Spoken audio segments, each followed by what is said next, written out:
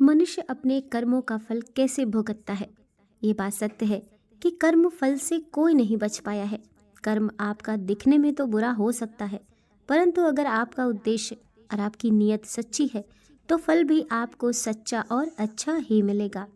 जिन कर्मों का फल वर्तमान में नहीं मिलता, उसे भोगने के लिए वह आत्मा नया शरीर धारण करती है और अपने नए जन्म में अपना फल भोगती है। इसे ही कहते हैं कर्म का सिद्धांत।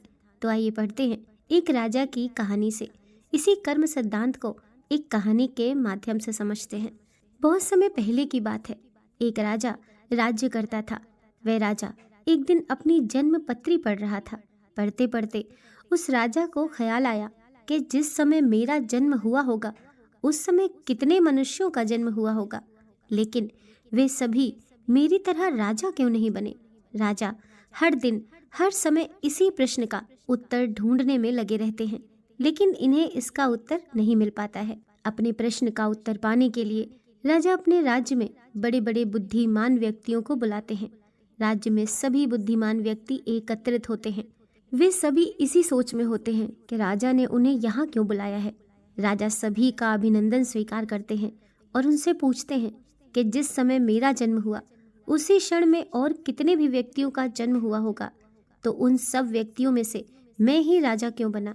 वे सभी राजा क्यों नहीं बने। सभी महान बुद्धिमान इस प्रश्न के लिए गहन सोच विचार करने लगे। वे सभी गहन सोच विचार करने के बाद उनके प्रश्न का उत्तर न दे सके। राज्य में एक बुजुर्ग बुद्धिमान व्यक्ति भी बैठे हुए थे। वे थोड़ी देर बाद बोले कि इस प्रश्न का उत्तर तुम्हें एक महान साधु देंगे, जो कई वर्षों से एक घने वन में तपस्या कर रहे हैं। यह सुनकर राजा अगले दिन अपने सैनिकों के साथ उस जंगल की ओर निकल पड़ा। कुछ दूर पहुंचते ही राजा को वहां एक छोटी सी कुटिया दिखाई दी। जब राजा उस कुटिया के पास पहुंचा तो उसने देखा कि एक साधु वहां बैठा आग के अंगारे खा रहा है। ये देखकर राजा चकित रह गया। राजा ने हिम्मत करके उनसे पूछा कि हे साधु, मैं आपको प्रणाम करता हूँ। मैं आपसे एक प्रश्न पूछना चाहता हूँ कि मेरे जन्म वाले दिन कितने मनुष्यों का जन्म हुआ होगा।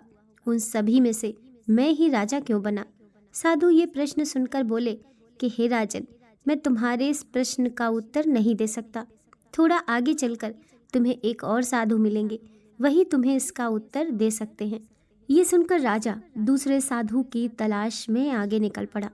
थोड़ा आगे चलते ही राजा को साधु दिखाई देता है और वह साधु मिट्टी खा रहा होता है। यह देखकर राजा हैरान रह जाता है। फिर उस वक्त राजा हिम्मत करके अपना प्रश्न साधु से पूछता है। फिर साधु क्रोधित होकर बोलता है कि तुम जल्दी यहाँ से चले जाओ, मेरे पास तुम्हारे इस प्रश्न का उत्तर नहीं है।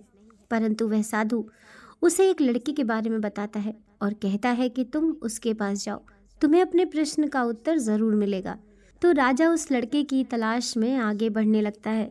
ढूंढते ढूंढते वह राजा एक गांव में जा पहुंचा। राजा को थोड़े समय बाद वह लड़का मिल गया। वह बहुत ही बीमार था। राजा ने उस लड़के से अपना प्रश्न पूछा और लड़का बोला कि राजन, हम पिछले जन्म में 4 भाई थे। एक बार हम चारों भाई किसी जंगल में भटक गए थे और हमें वहाँ कई दिन हो गए थे। हमारे पास केवल जरा सा आटा पड़ा था और उसकी हमने रोटियां बना ली थी। जैसे ही हम वे खाने लगते हैं, हमारे पास एक बाबा आते हैं। वे बाबा बहुत ही भूखे थे। वे हमसे भोजन मांगते हैं। ऐसे में बड़ा भाई बोला कि यदि हमने आपको ये भोजन दे दिया तो हम क्या अंगारे खाएंगे। दूसरा भाई बोला कि अगर हमने भोजन दे दिया तो क्या हम मिट्टी खाएंगे। अब जब मेरी बारी आई तो मैंने भी रोटियां देने से मना कर दिया, परंतु राजन, तुम बहुत दयालु थे। तुमने अपने हिस्से का भोजन उस बाबा को देकर उसका पेट भरा और तुम्हारे इस पुण्य के कारण तुम इस जन्म में राजा बने। रास्ते में जो तुम्हें अंगारे खाते हुए और मिट्टी खाते हुए साधु मिले थे, वे दोनों तुम्हारे भाई थे। तुम्हारा तीसरा भाई मैं हूँ, जो इस समय मौत के मुंह में हूँ। हे राजन, इसी प्रकार हम सभी भाइयों को अपनी अपनी करनी का फल मिला है। राजा को ये सुनकर अपने प्रश्न का उत्तर मिल जाता है। दूसरी कहानी, कर्मों का फल कैसे मिलता है। एक समय की बात है, एक प्रतापी राजा था। उसने अपने राजमहल में ब्राह्मणों के भोजन का आयोजन किया और यह आयोजन उसने अपने बाग बगीचे वाले स्थान पर रखा था। इसीलिए रसोइया भी उसी स्थान पर जाकर भोजन पका रहा था। उसी समय आकाश से एक चील आया। उस चील ने अपने मुंह में एक सर्प को दबाया हुआ था, और जब वह चील उस बगीचे के ऊपर से जा रहा था, उस समय उस सांप ने उस चील को डसने की कोशिश की, जिसके कारण जहर की कुछ बूंदें उस बर्तन में गिर गईं, जिसमें ब्राह्मण के लिए भोजन पकाया जा रहा था। लेकिन उस रसोइये को इस बात का पता नहीं चला। उसे जरा भी आभास नहीं हुआ कि जहर की बूंदें इस बर्तन में गिर गई हैं। फलस्वरूप वह सारा भोजन जहरीला हो गया, और ये भोजन ब्राह्मणों ने खा लिया। तो जहरीला भोजन करने के कारण सभी ब्राह्मणों की मृत्यु हो गई, और एक साथ इतने ब्राह्मणों की मृत्यु हो जाना कोई अच्छी बात नहीं थी, और ये तो घोर पाप हुआ। अब भगवान के सामने ये प्रश्न उठा कि इस पाप की सज़ा किसको दी जाए। उस राजा को जिसने इस भोजन का आयोजन किया था, लेकिन उसे तो पता भी नहीं था कि भोजन में जहर है, या उस रसोइये को जिसने वह भोजन बनाया था, परंतु वह भी इस बात से अनभिज्ञ था कि यह भोजन जहरीला हो चुका है।